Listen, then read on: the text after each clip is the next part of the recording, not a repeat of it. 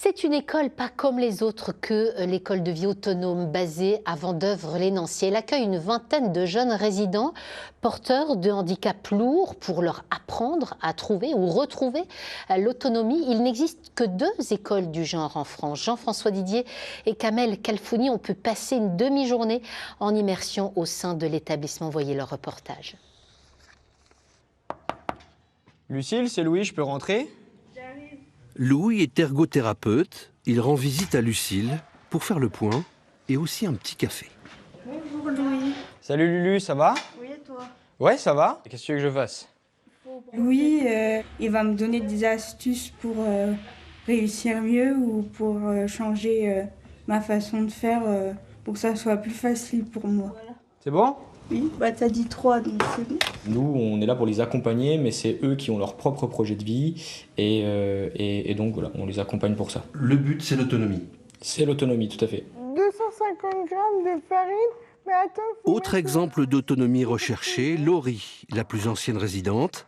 Elle prépare des crêpes en collectif avec Karine, mais ce qu'elle veut vraiment, c'est vivre toute seule. Qu'est-ce que tu préfères? Être en appartement et avoir mon chez-moi que d'être en collectif. Ce matin, Valérie aide Jade à gérer son budget. Parce qu'avoir un logement, c'est bien, mais il faut aussi faire face au quotidien. Donc moi, mon rôle, c'est vraiment de les amener à s'armer pour les démarches de la vie quotidienne. Ici, Marianne accompagne les résidents avec un maximum d'écoute. Son rôle, leur donner de la confiance. Exprimer ses émotions, c'est hyper important. Il ne faut surtout pas refouler parce que c'est là que peuvent arriver les difficultés par après.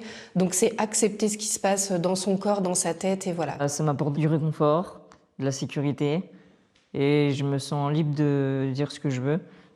Vanessa, l'infirmière, distribue les piluliers, mais sa mission est surtout d'aider les résidents dans la jungle du système de santé. C'est beaucoup d'accompagnement et d'apprentissage pour par la suite devenir autonome dans la gestion de sa santé. Parce que c'est important de pouvoir gérer tout ce dont ils ont besoin à l'extérieur. Comme Lucille, les 18 résidents et 25 soignants de l'EVA, École de vie autonome, ont un statut privilégié. Car en France, il n'existe que 2 établissements du genre.